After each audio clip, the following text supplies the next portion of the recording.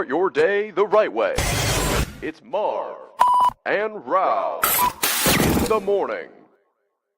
Yes, good morning. Welcome on in to Marv and Rauh in the morning. Christian Rauh and the Marovets here, and happy Christmas Eve. Wow, check it out. I can't believe 2025 flew by this fast, and here we are. We're only just a week away from the brand new season, brand new year, brand new season of life, Nick. It's insane stuff going on here. We got a fun episode for you today to wrap up really the Christmas holiday. We won't be on a show tomorrow, but we got a lot of stuff to discuss today. College football, NFL, of course, NBA has their Christmas games. We're not going to dig into them, but there's just a fun slate for the holidays. We got a lot of stuff to talk about today.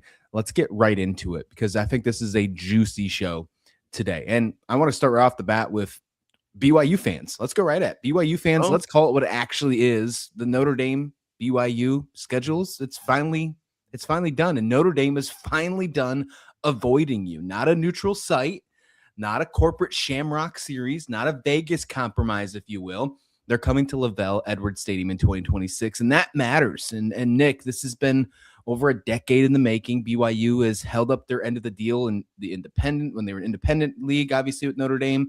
Those two were independents for quite a long time. They went to South Bend twice, and they waited for Notre Dame to return the favor, and instead Notre Dame bought it out. And of course, we've all know about that for a long time. Let's be honest, that wasn't random. Notre Dame was choosing comfort over competition. BYU was no slouch, and they still are no slouch. But turn the corner here, and here we are.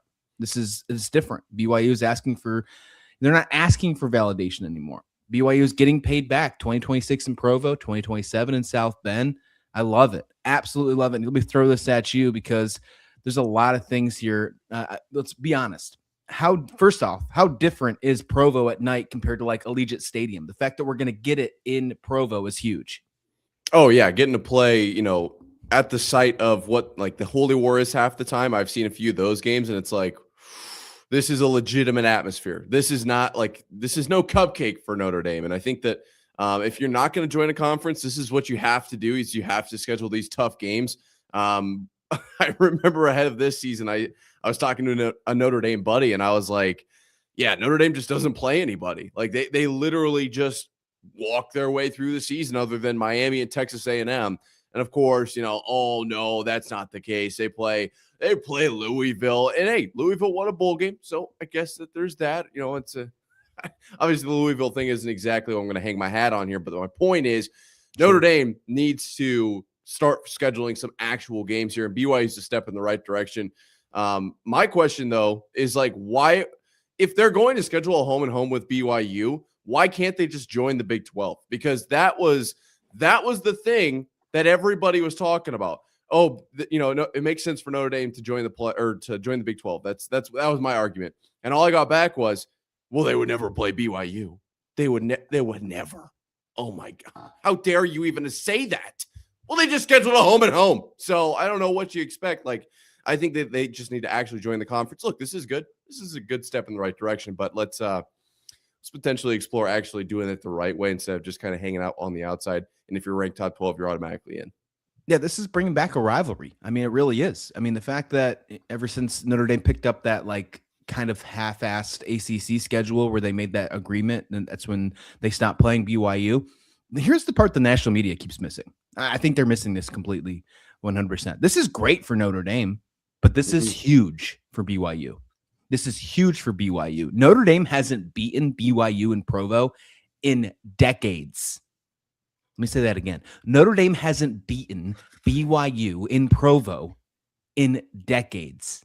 This isn't just going to be some plucky underdog story where these teams obviously missed the college football playoffs. BYU has some history here. This is exciting stuff that we get to see it again. When we're talking about all these storylines and narratives being missed in college football, and you want to talk about what was missed here with the Pop-Tart Bowl. For the record, I think when they do come to Provo, they need to have like a Pop-Tart, cougar tail. They need to maybe do something like that, or like have the fans, because the fans are so great in Provo, where they like hand out Notre Dame fans Pop-Tarts. They got to do something funny like that because Notre Dame, missed out on that one. Does this feel like Notre Dame's finally treating BYU like an equal instead of a set schedule filler? Because that's what it felt like in the past. Do you think that's the case now, or maybe they're both working in tandem because they both were snubbed from the college football playoffs? What is your thought there? We haven't really brought this up yet, but I think it's important to because it's directly tied to this. This feels to me, and maybe I'm just misreading the situation. Okay. I'll admit I'm not always the best at social situations. I make a few wrong reads here and there. Oh, This feels to me like Notre Dame. It didn't really, they're playing their cards very specifically here. I mean, look at what happened with the USC deal. They ended up just kind of bailing out on that because it wasn't beneficial to them. And I think that this was an instance where they were able to kind of make up some ground with the USC deal. They were able to kind of get things to go their way a little bit here. They're still not playing like an SEC or a Big Ten team, which I truly think that BYU is on that level, especially with the amount of and all of that they've got coming in. Like, look at what AJ Bonanza has been doing this season. Unbelievable. But at least it isn't technically a Big Ten or an SEC team from Notre Dame's perspective. I would love to say that this is like two underdogs working together. I really would, but college football is more of a business than it's ever been. And to me, this was Notre Dame playing the cards that they had in front of them and somehow basically finding a way to stay independent and stay relevant in the Big 12 or the 12-team playoff kind of chase. I don't know. I'm just going to leave it at that. I don't love it. It doesn't feel great, but at least we're going to get these games. Yeah, if you're a Notre Dame fan, you might feel bad or might hate the fact that they're getting rid of USC for this Notre Dame thing, but look at it in this context. There is no other team in college football today that in the last two seasons of this 12-team college football playoffs that have missed the playoffs that are better than BYU. Each year, BYU has been the team that has been snubbed. And of course, Notre Dame can be in that conversation this year as well. But BYU was right in that mix last year. The whole SMU debacle, all that stuff this year with BYU, with the fact that their only losses came to a team that received a first-round bye in the college football playoffs, right? Yeah. And then Notre Dame, of course, has an argument as well. Their only losses came to teams that were in the college football playoffs.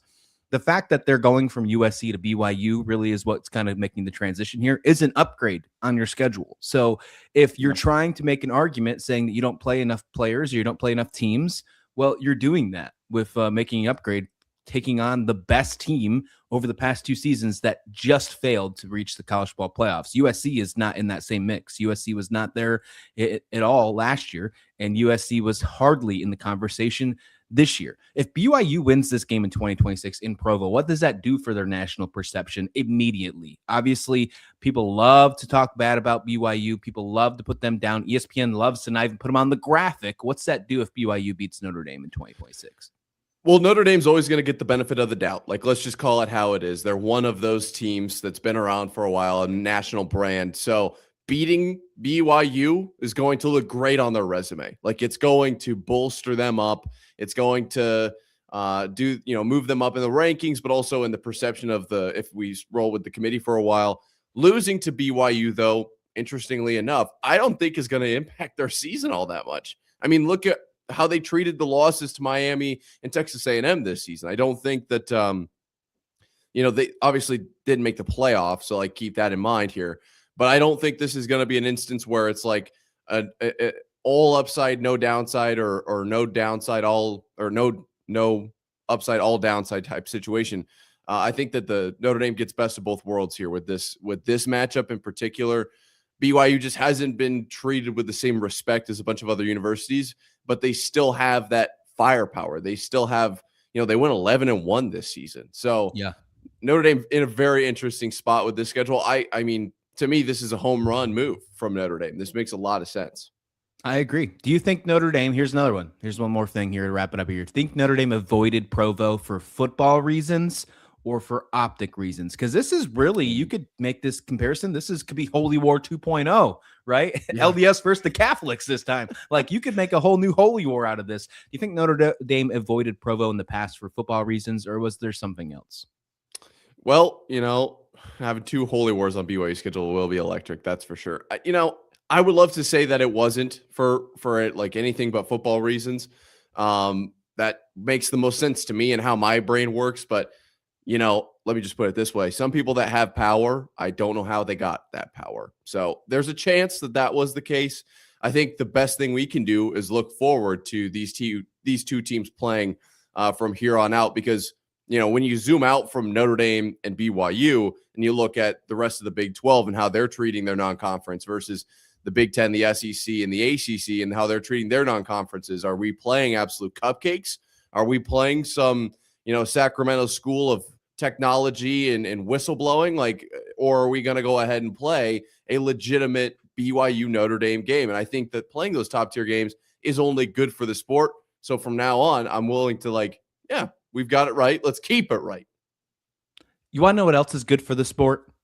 Not playing at neutral sites. The fact that Notre Dame is going to be playing this one in Provo, in South Bend, not anywhere like that. I mean, this is absolutely a win for college football in general, because I think this has a really big case to be another great rivalry in football. And maybe this is one of those deciding factor games where you get down to the end of the season after the conference play is done. I know Notre Dame doesn't know what that is. Conference play is when you play the same teams in your conference.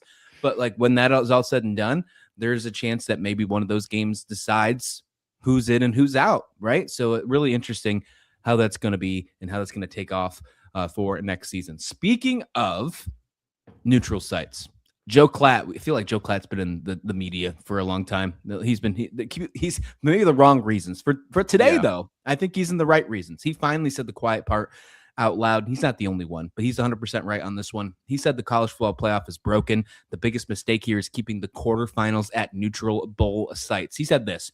He said, nobody wants Ole Miss versus Ohio State in an empty Sugar Bowl. Everybody wants Ole Miss walking into Columbus in December. It's not complicated. The quarterfinals should be on campus. We're hearing coaches say it as well. Dan Lanning from Oregon brought it up in his conversation. Dan Lanning said, the way that we do playoffs in college football is messed up. In my opinion, the game should be played at Tech because Oregon plays Texas Tech. There should be a home field advantage for them. Obviously, getting a playoff bye and then you don't get a home field advantage. That's unfortunate. So, it's college football. If college football's biggest asset is home field atmosphere, why would the playoffs intentionally eliminate it? That's what I want to know. Well, it's staying true to tradition of those bowl games, no? Am I incorrect in that assumption? I would guess so, but why would you take that away from the campus? And we just saw this first round, how great it was, how great Norman was, how great it was in Oregon. Dude, it was outstanding. Dude. Norman, what they were doing with the lights, what they were doing with the sound. Oh, perfect. Let me say this. I'm actually glad I wasn't there because I probably would have had a heart attack. I mean, that was an unbelievable atmosphere. Yeah, so let's be honest here. Would you rather watch Ohio State host Ole Miss in the cold in Columbus or see it played in a bowl game that's potentially in a dome? I don't even know where they're playing right now if it's in a dome. And then it doesn't belong to either team, and maybe the fans are there. You don't get the chance to be – it might be a 50-50 shot. It might even not even be sold out. If you are playing and you get a first-round bye, you deserve to have home field atmosphere. Would you rather have that? I would. So here's my thing with the whole home field thing. My mind immediately goes to the March Madness bracket where they play at neutral sites basically all the time. More or less, obviously, some arenas are going to be closer to other teams than others, but you get my point. And that's the reason I bring that up is it's the best tournament in sports, but it's not a direct comparison. You can't draw the same thing here. It just really can't be. You can't use that as an A to A, right? For college football, the atmospheres are so ridiculous. In college basketball, there's probably 7 to 10 atmospheres that are they're kind of above the rest, right? And I'm not going to just sit here and name them because that's not the point, but most college basketball arenas are they're rowdy, but they're nothing like the next, the 50th college football arena or stadium or whatever. I think that's how I'm looking at it. And the other side of, this format versus the college football versus college basketball, every game is played at a neutral site. College football, if you get a bye, you're in some way penalized because if you're in the first round, you get to play at home, you get to boost some momentum, and then you go on, you will go on the road. But if you're in the bye round, if you earn the bye, now you don't get to play at home. What's the move there? So look, this is my stance on it. I think they should play home as much as possible. The Super Bowl plays it right, or the NFL does it right up until the Super Bowl. I think one of the best aspects of football is you've got teams like Ohio State that have been toughing out the cold. You've got teams like Michigan or some of these northern states. I was the first one that came to mind for some reason is Rutgers. Really don't know why that was the next team to come to mind. But those teams play a different style of football because they have to, because they're playing it in 10, 20 degree weather as opposed to an SEC team. And I think that you don't get that in basketball. Like, nobody plays a different style of basketball because of the temperature or because of the snow. Like, that's one of the cool aspects of football, and we don't lean into it. For what reason? And that's on top of the actual atmospheres themselves. Let the fans have fun and be in the playoffs, man. I don't know. 100%. The national championship game should be the only neutral site game inside the playoffs, in my opinion. I mean, if the NFL, you mentioned it, they do their home fields up to the Super Bowl. If the NFL played playoff games in half-empty neutral stadiums, we'd laugh them off television. We'd completely laugh them off TV. But instead, we're okay with saying, you know what? Texas Tech, good job winning the Big 12 championship. Good job doing what you did, Ohio State. Good job, Indiana, with your Heisman Trophy winning quarterback, with your amazing last 2 seasons. Instead, you know what we're going to do? Because you played so good this year, we're going to make you travel and play in the Rose Bowl and say that's a reward instead of playing in Columbus, instead of playing in Texas Tech, instead of playing in Indiana. Come on. Are you kidding me? Instead of playing in Athens, like this is just not right. I don't feels like when your grandma gives you this like amazing antique teapot for Christmas and she's like, this is the highest honor. And you're like, I don't want a teapot. I don't even drink tea. Like, what? Let me have my video games. And you brought this up earlier with the bowl game things. Are they actually being protected here? Like, you could have the bowl games, the names that you like, the big names, the Rose Bowl, sugar, citrus, orange. You could just have them in other things. If you didn't make the college football playoffs, put them elsewhere. Or you can still call them that. It's just not at a neutral site. I don't know. You don't have to have this.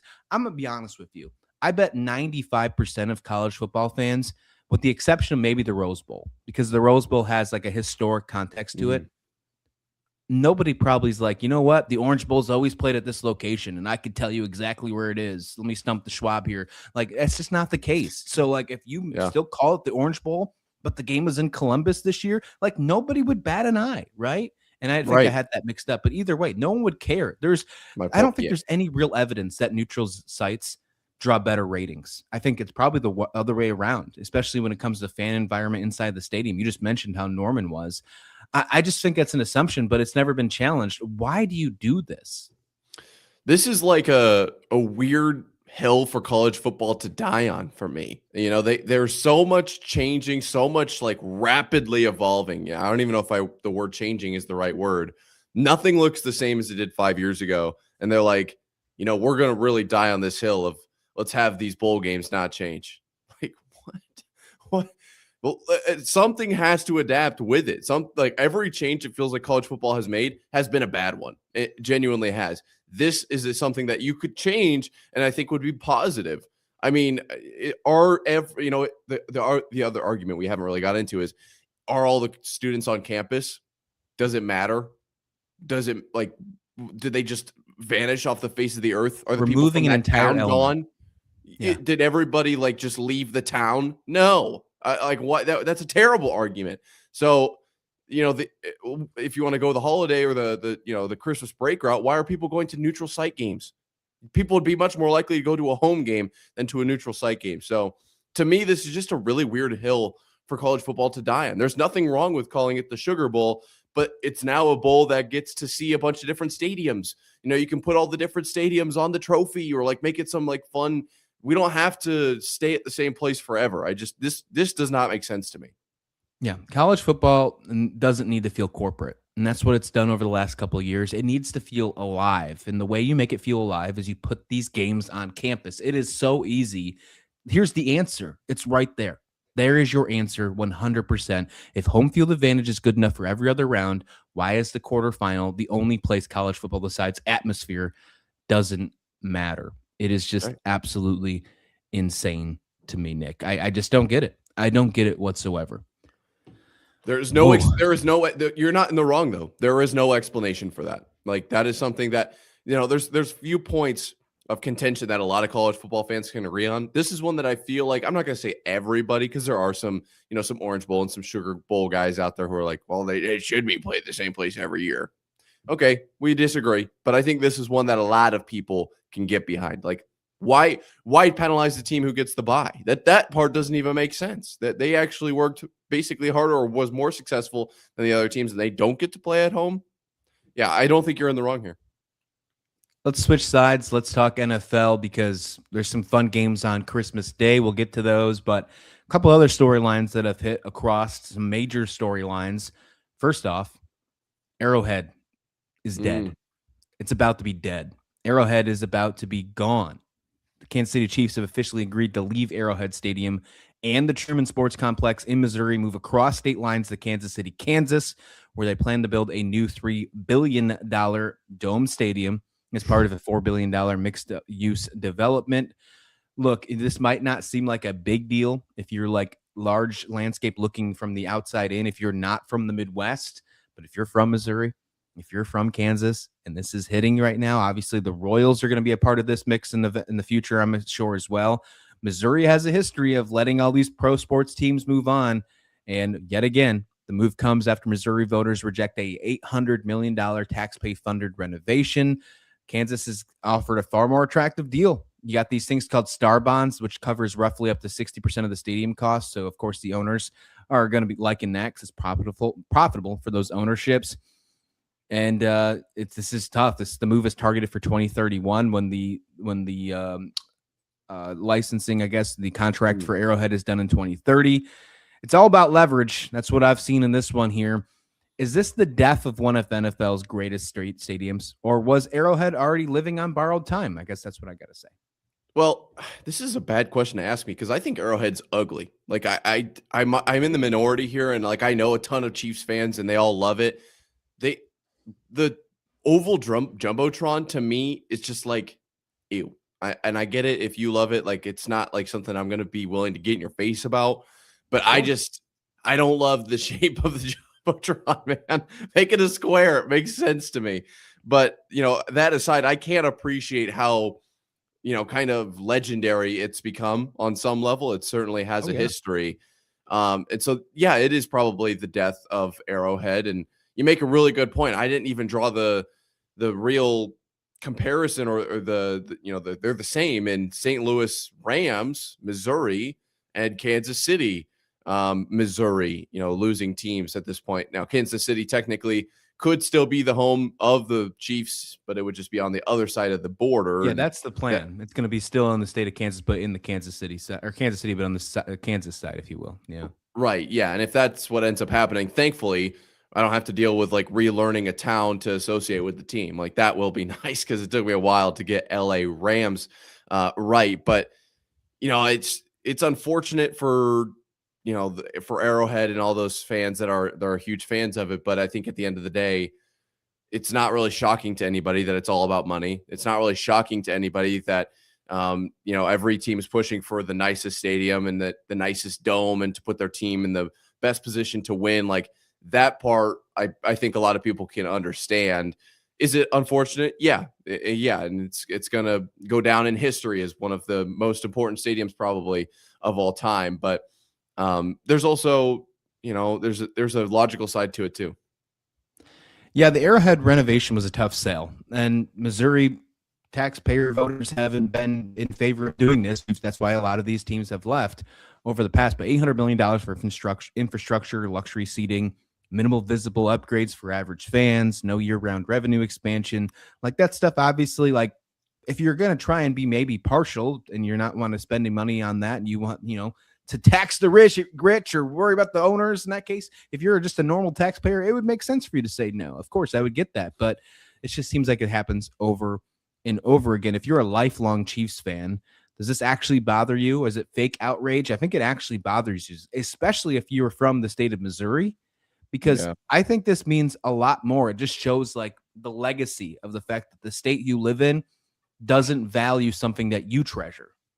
Yeah, I think you're exactly right. That's a really good way of looking at it. And if you're a Missouri, Kansas City Chiefs fan, like I get what you're feeling right now, but let me just say this, on the other side of the coin, this is about the best possible scenario for you to find yourselves in. If you are a Missouri fan that voted no and they only move like 25 minutes away, like that's a pretty big win, right? We're not talking about the New York City Chiefs here. We're not talking about the LA Chiefs. This is still the Kansas City Chiefs. They're just literally on the other side of a town that is basically centered on a state border. That's basically the best possible thing that could have really transpired here. So that is worth talking about as well. One thing I do want to bring up, I don't know if this was in your notes, so I apologize if I'm stepping on your toes, but are we getting nearer and closer and every day that goes by potentially to no open fields in the NFL? Man. Yeah, I can't stand it. Midwest was. I hate it. I hate it, the idea of it. And to be honest with you, I think these new stadiums are starting to look like cookie cutter shopping malls. Like I don't like it. And like some of these, some of the you see like the ideas behind them, like they look cool. Don't get me wrong. Like the ideas seem cool when they're all said and done. Like the one in Vegas looks like the Death Star, Allegiant Stadium. It's like, okay, the ideas behind it is cool, but football is meant to play outside. You're supposed to play football. So like that's a competitive advantage. I grew up in Western New York. That's where I grew up. The fact that you'd look at that schedule, before the internet was a big thing, and you'd like get the schedule come in the mail, and you'd see that Miami was playing Buffalo in December. Like that would be a thing. You'd be so excited, you'd be like, oh man, that's a win. When Buffalo Miami were actually a rivalry back then, like when they'd actually win games or lose games, you're like, well, we can take Miami this year because they're coming to Buffalo in December. And the fact that like you got to have that storyline. Yeah. With Kansas City, with this thing, you're not going to have that anymore. You're just going to play in a dome. Now it opens up a lot of things. If you're the state of Kansas and you're bringing in the Chiefs and then you're bringing them ultimately right away into a dome, that opens so many other things. Final Four. That opens up college football playoffs. It opens up national championship. That opens up Super Bowl. You weren't getting Super Bowl at Arrowhead ever. So it brings in a lot more revenue. So like that's why people are looking at doing that right away. But for the fan in me, I can't stand it. That's the exact argument. Is it's like corporate versus true football or like fan perspective. And I think that that's been a battle for a really, really long time now. How much money can they possibly squeeze out of who exactly? Who are they squeezing that money out of? The fan, right? The fan is always on the kind of the short end of the stick here. So, as a football fan, as a guy who grew up in, the Midwest and knows the importance of playing in the cold versus in the warm environments, like I can't get behind this move, if that's what the NFL is trending towards, it just feels like it's getting further and further and further away from what the essence of the sport is, right? Like at some point, I worry that we'll have some shell of football, something that has similar rules to football, something that kind of has the same shape of a ball as football, but the essence, like the point of football will be gone. It's all offensive based, no big hits defensively. Nobody plays in the cold. At some point, you're not even playing on home fields. Like, it's one little step at a time. It's one tiny, what can we get away with here? What can we get away with there? And all of a sudden, now you're playing on like this is not even football anymore. So I'm not a huge fan of the move for that reason. You can make the argument that that's already happening if you compare the NFL to the 90s and early 2000s. Absolutely. I know it's something you have to use YouTube for to actually have that in your memory, but that's just it's compared to now though. It's insane. It's insane. Obviously, rest in peace, Arrowhead. Arrowhead didn't die because fans stopped loving it. Okay, it died because money won, and in today's NFL, money always wins. Money always wins. This is, I think, the final nail in the coffin for not just Arrowhead, but the Truman Sports Complex. And I think the Royals have really no other choice but to follow them as well. So Missouri is probably going to lose their other sports team, the Kansas City Royals, following suits. That's something to keep your eye on as well. Who's doing the stadium over in Kansas? Do we know who's actually building it? No, I haven't seen that. At least I haven't either. But I haven't seen that. I just know it's either 2031. I know Chris Jones came out. Kansas City defensive end said, "Well, hopefully he has a suite. He's not going to be playing when that happens." So, look, they're asking actual players about this. Like, what is your thoughts about it in 2031? Unless you're asking a rookie, like I don't know why you'd even ask. Unlikely thought process, right? Exactly. Like this is 6 years from now. 6 years in the NFL. Like if you're any NFL player, like you're hoping that you're still playing in 6 years, even if you're a guy like Patrick Mahomes or something. Yeah, like that's a long time in NFL years. Are you kidding me? What do I think of them playing in this stadium? Can I please go? Like, will I be able to play? I beg of you to let me play for another 6 years. Really quick, I know we're moving on here, but I do want to bring this up. If Kansas City Royals are moving over as well, and we want to get back to the essence of football, is it the right move or is it the wrong move to put them on the same field and basically do what Oakland did? Because it was some sort of special. That was something really, really neat that was going on in that Raiders stadium. I don't know if that's a step in the right direction, though, that we might be actually messing that one up. If you think that I'm upset about the fact that saying football should be played outside, baseball should never be played inside. I've been to the Tampa Bay Rays Stadium, Tropicana Field. It is no. I guess you're right. If they were playing on the same Kauffman field, is such a cool stadium too, and that's such an underrated stadium because it's just in a weird location. But like, yeah, and that's going to be changing as well. So like, the way that we're basically sending an obituary for Arrowhead, like Kauffman deserves that as well, and it's going to be completely changed. Yeah. What if we played baseball on a field that had like a ceiling at like 150 feet? You know, so anything that punctured through the ceiling was automatically a home run. Be like a home run derby. I don't. You need to watch more baseball, man. What are you doing?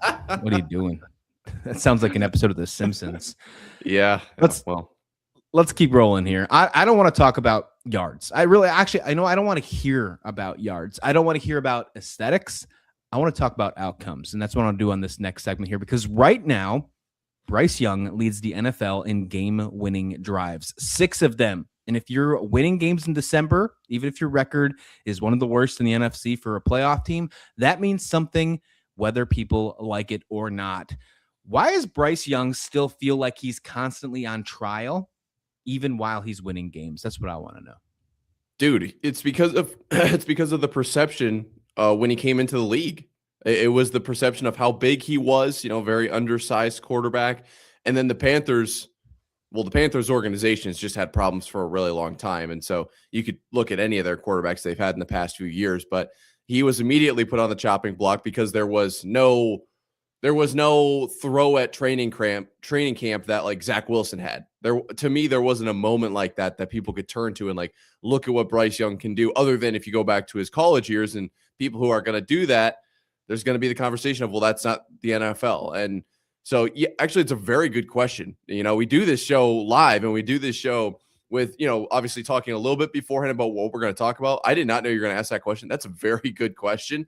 I think that that's actually a great way of looking at it. And I think it's literally just because of the past, because what he's been doing over the last few weeks has been impressive, like to say the least. And it really is exceeding kind of what we've seen. Like, I don't know where this growth came from is how I'm thinking about it. 6 game-winning drives is not an accident, in my opinion. I don't think it's an accident. That's decision-making under pressure, no matter what you want to look for the competition. And you can say the talent level is not the same as some of these other opponents he's had. Obviously, Carolina, as we've mentioned, have been kind of so dysfunctional over the last couple seasons. At what point does clutch outweigh the ugly stat lines? This guy's only averaging 190-something yards per game passing, but clutch should outweigh those stat lines for you as a quarterback evaluator, I think. Absolutely. There's something to be said about winning games, even if you look at like just this last week, or I guess it's within the week. Matt Stafford, 450 yards, 3 touchdowns, no interceptions, didn't get the win though. Right. And that's not necessarily his fault. I'm not saying that, but there is something to be said about, even if you throw for 87 yards, 6 of 47 passing, but if you didn't throw any interceptions, it's hard to really blame that on you, and you win the game. Like, you did enough. It really is a weird stat line for sure, but you did enough. You found, and especially if those are tied to touchdowns. So that's something that I'm looking at here with Bryce. And I think that it only adds to the fuel of the fire that Carolina deals with being in the NFC South. They're 8-7 on Christmas Eve, and they're barely first. Like, they are somehow first in the NFC. Like, very interesting situation that Carolina find themselves in here. I mean, I just got to give all the credit to Bryce Young for staying the course here. I don't know if you were planning on bringing this up, but I saw a few videos actually this last week about NFL teams moving on from quarterbacks so quickly. Well, Bryce Young, it just took a while. It took 3 years to finally get up to speed. 200, almost 300 more yards than last season already. He's finally starting to get it figured out. And more wins this year than he did in the first 2 years combined. He's doing that this year with really exciting stuff. If another quarterback had 6 game-winning drives, let's put it in like as a mediocre team this season. Let's say, I don't know, the Dallas Cowboys. If Dak Prescott had 6 game-winning drives this year, we'd already be crowning him as one of the best quarterbacks in the league this year. Why aren't we doing that with Bryce Absolutely. It's another good question. I don't think that there's really an answer there because, if it's, you do a mediocre team like Dak Prescott getting that done. Yeah, he's going to be in the media. What if Patrick Mahomes did that this season? Right. What if the how many one-score wins did the Chiefs have last year? Right. Or the Vikings a few years ago. The Panthers aren't being looked at that way at all. Now, I truly do think it's as a team, as a unit, it's partially tied to their affiliation with the NFC South. And I'm not saying that they should move, because if they move, they would never make the playoffs. That's what I'm saying here. But there is, I think, something to okay, you've got 6 game winning drives out of your 8 wins. That's awesome. But you also have 7 losses. And you're going to make the playoffs, but nobody's looking at you as a contender because you're going to barely make it in as some sort of division winner. Every division gets somebody into the playoffs. That's, I think, the reason for kind of the perception shift. I'm not saying that that's necessarily wrong from football fans, as bad as Carolina's been over the past few years. But the reason I wanted to bring this up, and I will come out and say this was kind of my segment that I brought to you, was there were so many people out on Bryce Young immediately, so quickly. And I'm not going to say that 100%. I was necessarily high on Bryce Young. I was a guy who was banging the drum saying oh no, he's going to turn it around. Trust me. I don't really care. He's Carolina Panther. If he was a Patriot, I would be banging the drum for him. But the Carolina Panthers I really have a guy here, right? This, that you want to talk about Carolina. The Carolina Reaper is here in Bryce Young. He's not, his start to his NFL career is it's nothing special, but he's catching fire. He's figuring the game out. This is going to stick around. Yeah, people forget he's already been benched in the league. That usually breaks down young quarterbacks. That usually puts them in a different perspective. But now we're starting to see that with his game-winning drives, him stepping up. Obviously, the coaching changes. He's had to deal with so many of them already. So we can already say, give him credit for being a mature person in this league and dealing with the dysfunction of a program like Carolina. The Panthers haven't had any kind of stability at quarterback since before Super Bowl 50. So, what does that say about Bryce Young? He's still standing after being benched, criticized, written off. Is he actually closer to being the answer than what people actually want to admit, simply because the expectations at first were unrealistic? Yeah, definitely. Yeah. And I think part of it too is if I don't think people understand how hard it is as a quarterback, a guy who's leading the team, when there's so much turnover and when you're so terrible that it's you're not getting any help at all. The fact that Bryce Young is still, churning out, and these game-winning drives, I think, is the best stat for Bryce Young in this case, because he's finding a way to get it done. He's finding a way to add numbers to the most important column on the stat sheet, and that column is the win column, right?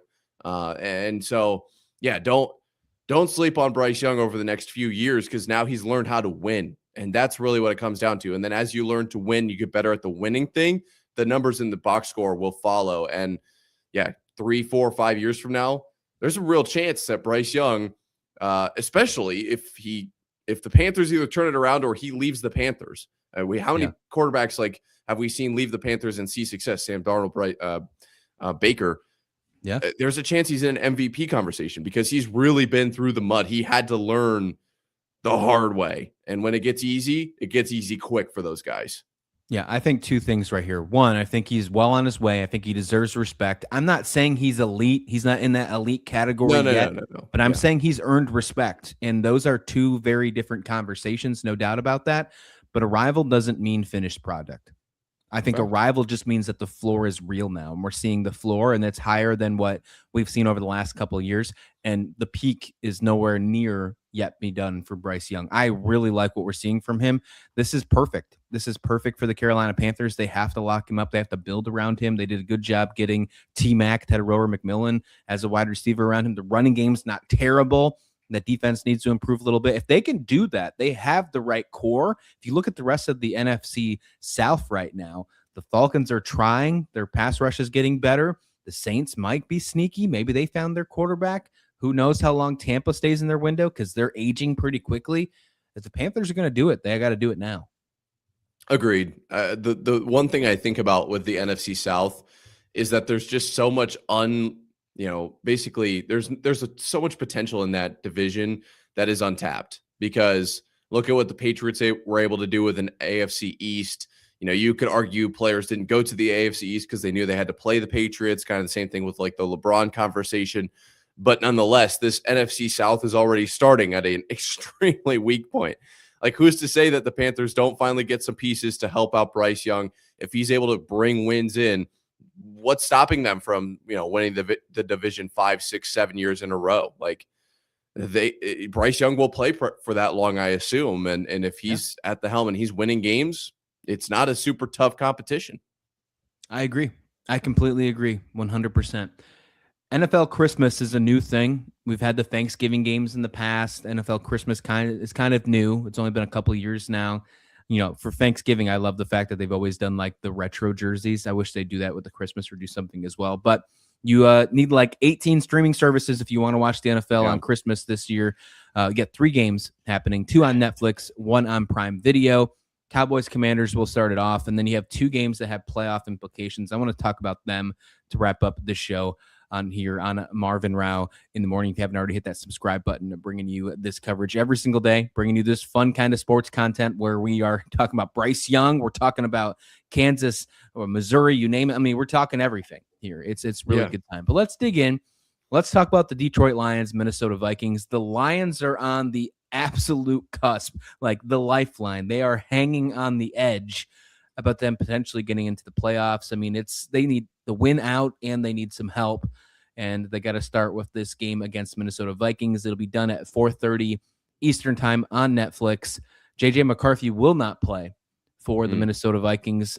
8-7 Detroit. Jared Goff over 4,000 yards passing, Gibbs over 1,000 yards rushing.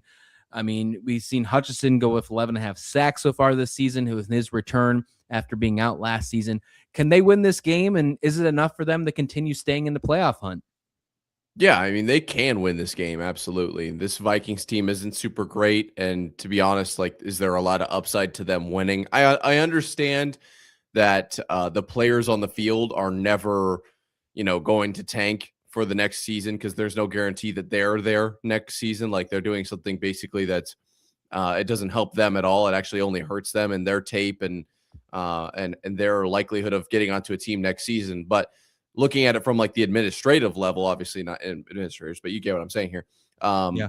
What does Minnesota gain from winning this game? Right there is no advantage to winning this game, and I do think that some of that will seep in here. I think that the division rivalry or whatever you want to call it matters, but like Minnesota on some points, like, got to look out for themselves, and Detroit's trying to win the game. This can be a win-win scenario. You win if you lose, and I win if I win type of thing. I think Detroit can win this game.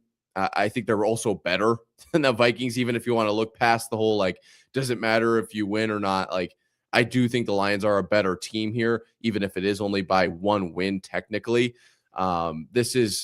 It's not the same team it was a few years ago. It's just not. But they're still legitimate. They're still in contention here towards the end of the season. And I think if they get hot at the right time, like, this is a very winnable game going into that Bears game to end the season, where they can, I don't know, do they need a lot of help? I actually don't know. You're the one that plays with the playoff predictor more than I do. I play with it way too much. I mean, it's just like it's I know you do. That's why I asked. Too much.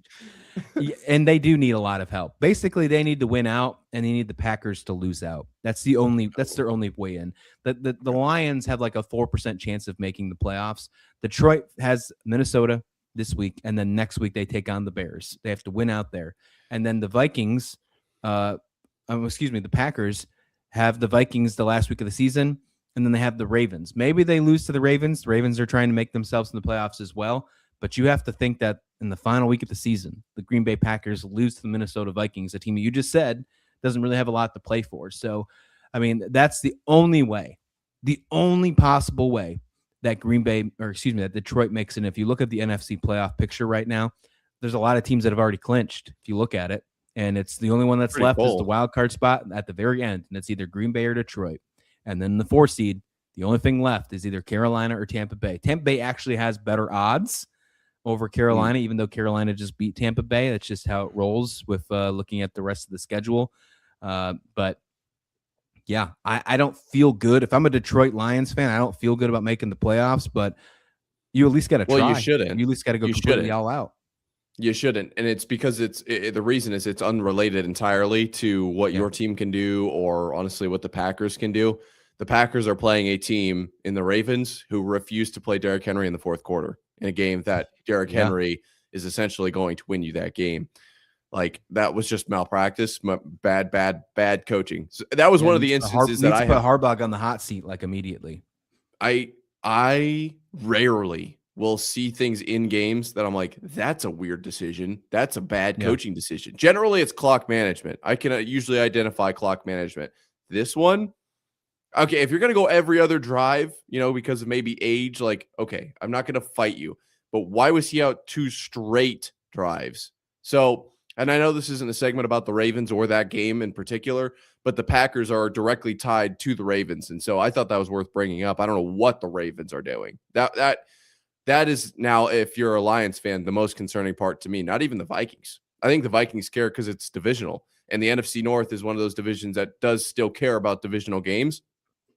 The Ravens, I'm actually more scared of if I'm a Lions fan right now. The Lions, it's just unfortunate what happened, this season. They just weren't quite able to get the wins that they needed to, looking at their schedule. I mean, it's just kind of unfortunate. So if, they win this game, they'll need some help. And that's not the position you want to be in, but there's nothing stopping them from winning this game. I still think the Lions have a decent chance at winning out. Yeah, most of the games that the Lions lost were 1-score games, with the exception of the Packers game early in the season and the Chiefs game. I think every single rest of their games. They lost to the Vikings already this season, 27-24. They lost to the Eagles 16-9. They lost to the Packers the second time around, 31-24. Rams 41-34. I mean, and then Steelers 29-24. All of them, with the exception of those early games, they lost by 1 score. So, like, just a couple of those outcomes change it, and then you're in the playoffs. You're talking completely different here, even though you lost to the Packers twice. And the fact that you are still even in the playoff consideration against the Packers with you losing to them just shows that you had a lot better of a season than your record showing, for sure. Do you think that the Lions can win this game on Christmas Day against the Vikings and at least make it interesting for the final week of the season for some type of playoff conversation? Absolutely. Yeah, I think it's I'd actually be shocked if the Vikings are able to win this game, but crazier things have happened. I would love to see the Ravens somehow beat the Packers and the Lions win, and then it comes down to, is that a Bears Packers or no? It was Bears Packers, Lions, Vikings. Yeah, Bears Lions at the end of the season. The NFC North. That's, like I said, one of those divisions where it still feels like divisional games have like some grit to them. Like they still kind of hate each other. And I love that. So, yeah, I hope that's what happens. And I really do think that the Lions are capable of doing that. I think they're a much better team than the Vikings. That's why we haven't really done any breakdown on this game. Like, I just think they're kind of significantly better, especially with key pieces missing for the Vikings. But this is still the NFL, right? Still any given Sunday. I mean, speaking of crazy things that have happened so far this season, of course, the Kansas City Chiefs come to mind right away. The fact that you're seeing the Kansas City Chiefs and then the record next to them say 6-9 is insane. Like, that's the first time we've seen that happen. The first time that they've seen that E next to their name in the record since 2014. They haven't made the playoffs since that time. They've been in the playoffs every single year since then, I should say. They play on Christmas. They have the nightcap, 8:15, Prime Video. It's the only game on Prime. The other two are on Netflix against the Denver Broncos, who lost against the Jacksonville Jaguars this past week, kind of stopped their winning streak, 11 wins. Well, Jacksonville got their 11th win. Broncos stopped their 11-game winning streak. The Broncos got to continue, get back on the right path, because if they win this game, they continue to stay as potentially the number one seed. However, it does line up a very good final week game against the Broncos and Chargers. Whoever win that game can still win the division if the Chargers beat the Texans on Saturday. Let's just dive into this one on Christmas Day, though. Broncos, Chiefs. The Chiefs are going to have, who knows at quarterback? Shane Bichelle was signed off the Bills practice squad. I mean, he might get the start. I mean, they're going to be playing, backups to backups in the quarterback position here. This should be one of those games. We kind of talked about it earlier this week where you're not going to learn much about the Broncos. What you're going to learn about is that the complete floor. Like there is no winning for the Broncos here other than escaping Arrowhead with a actual win. If they lose this game, it just tells you everything negative about the Broncos. If you win, it's just okay, time to keep going. Right. Yeah. And actually the first thing I wanted to talk about here was kind of the Broncos last week against the Jags. Yeah. You sent me some texts about it, and I was talking to quite a few people at the Christmas party we were at, like, are the Jags overrated? And so I'm not so much looking at you nailed it perfectly, talking about like, we're not going to really get a whole lot of upside out of this game if you're Denver. But looking at this, maybe for the Chiefs perspective, can they win this game? Because as a Patriots fan, that one seed in the AFC is a very important position to find yourself in now with only one team getting a bye. If they can beat the Broncos here, you have to feel pretty good about where you're at as a Patriots fan. The only other team really not the only other team, obviously there's other teams in the AFC that are working for it, but I do feel like the Patriots are kind of apart from the rest. I'm looking at this game as if for maybe the first time in the last 10 years, I want the Chiefs to win. Like I need them to win this game to give the Patriots a chance. Yeah, if the Chiefs did win here and the Broncos stepped down, and even if the Chargers took over the division, New England would be in line to take over the 1 seed. There obviously has to be other scenarios happening to make that happen. Patriots obviously have to do their work to make that work as well. But hey, when you're looking at the AFC playoff picture, when you talk about college football playoffs, you talk about the NFL playoff picture, sometimes you question, like, do you want the bye? Do you actually want that? Because you got a whole extra week to be off. And yeah, it might be good to be healthy, but like at the same point in time, like it's not always been the most beneficial thing. If you look at the past trends this year with the AFC, with how good these AFC teams are, and which is crazy to say because there's no Mahomes, there's potentially no Lamar Jackson, there's no Joe Burrow, and you still have this feeling about the AFC this year. I want to play one less game if I possibly can. So I want that Absolutely. 1 seed more than ever this year than any other year. So if you're Denver Broncos, if you're the New England Patriots, yeah, you're rooting to find yourself into that 1 seed conversation for sure. Absolutely. And you really kind of hit on something interesting there, right? We're kind of bouncing all over the place, but it's because we're at the end of the season and every one of these games has major implications across the board. Yeah. The quarterbacks in the AFC picture are not the quarterbacks that you traditionally would call powerhouses. But they're playing so well, right? Like some of these guys are legitimately leading these teams to great seasons. And the Broncos are no exception for that. Like they don't have Peyton Manning. This is Bo Nix. That's 3,600 yards team. For Bo Nix. Like I wouldn't have expected that. I wouldn't have expected him to throw 24 touchdowns, 10 picks. Like, okay, that maybe double digits in interceptions. Like I would have thought that'd been more towards 15, 16, right? Like, but you're still finding ways to win. They're rushing for over 100 yards a game. Like they're making it work. It's impressive. But the biggest thing about Denver, in my opinion, is their defense. I think their defense is what's super impressive. I haven't looked at their EPA lately, but I would assume that they're one of those teams defensively that are really, really good. I will say this, though. I saw a stat earlier. It was talking about in the last 7 years or something like that, every team has been at least top 10 in both offense and defense EPA. And they said there's only a couple teams this year that's in that. Denver wasn't on that list.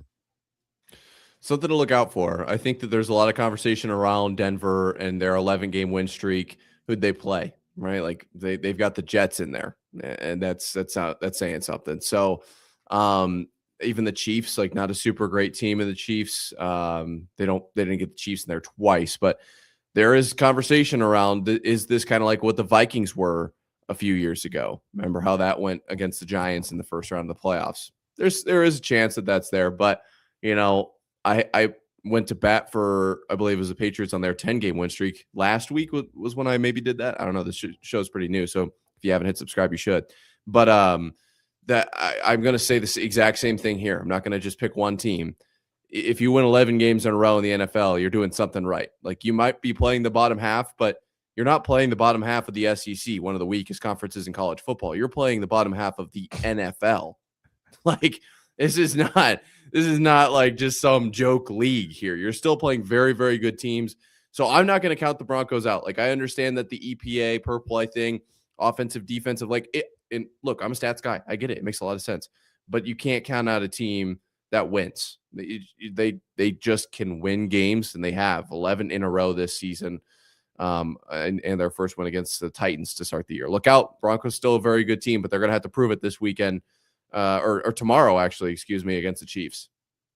If they win this game handily, I'm still looking for ways to be impressed by the Broncos. And I know that's crazy to say after winning 11 games. I just can't get it because I've gone on record saying, like, I think they are a team that no matter what seed they are, 1, 2, 5, whatever the case is, like they lose first round of the playoffs or whenever they play first if they get the bye. On the flip side, though, it is super impressive what they've done this season and the fact that they have gone from being in either second, third, or fourth place for the last decade in the AFC West because the Chiefs have completely ran that to now being not only just winning the division, but being at the very top of the AFC is very, very impressive. And Sean Payton's done a very good job at doing that. What's crazy to me is I've seen people put out their like potential ballots heading into the final week for like coach of the year. Peyton's nowhere to be found on those ballots. Crazy. And I wouldn't say it's so much about, I think the problem with that, I'm guessing, is that it's the Broncos have been good before, right? And so everyone, I think, has this kind of expectation with this Denver, franchise and what they're able to do. And that's just the short end of the stick for Sean Payton. But what they've done, and you exactly are right, against the Chiefs, right? And the Chiefs have run that division. It's been a long time coming. I think I personally just feel like when the Broncos get good, it's like, oh yeah, the Broncos are good. That's because I grew up with Peyton Manning versus Tom Brady. Like that's what I remember. So I think there's some of that, but yeah, Sean Payton has done a phenomenal job with this team. And I don't think a lot of people had a lot of trust in him early on, or we weren't seeing the success right away that people are, either accustomed to or expect. Is like, what words do you want to use? But I think they're both fair. It's the exact same argument as Bryce Young for me. Sometimes it takes a few years. Sometimes it takes a little bit of time to develop and to build something. And Sean Payton's done that. And I don't think the Broncos are going to win the Super Bowl this year. I'm going to be honest. I just don't think that they're that caliber of a team. But he's got something built here where once you get the right pieces in, they're now winning. And they've got a winning culture. Once you bring in the right pieces, look out. They're going to be hard to stop. Give me a reason to no longer disrespect you, Denver. That's what I want on Christmas. That's my Christmas wish. That's your Christmas wish for football, for NFL, is I want to not be able to disrespect Denver heading into the final week of the season, where it could be we're lining up to potentially have the game of the year in the final game of the season between the Chargers and the Broncos for sure. Let's get on out of here. Merry Christmas to everybody. I hope everybody has a great and safe holiday. We'll be back here on Friday right afterwards. What's that? You ask for Christmas? Did you ask for anything special? No. Sleep? Is sleep good? How's sleep count? Sleep's a good one. I'll give you sleep. Maybe my power not going out because the weather on this West Coast has been insane lately. Yeah, no, that's also valid. See, these are like legitimate asks for you. See what happens when you get older. Like you ask for the socks and underwear. Like that's what I'm doing right now. Like that's exactly. I think I kind of want a projector for my wall so I can watch March Madness. Like it just fill up the entire wall. Look at you actually making like fun ones. I know. That's why I was like, am I even allowed to say this now that you asked for sleep? Way to be realistic over here, Christian. I'm over here making pipe dreams, and you're talking about making sure your power doesn't go out. Yeah. Oh man, happy holidays, everyone. We'll see you back here. Yeah, absolutely. We'll see you back here on Friday. Take care. Right here on Marv and Rauh in the morning.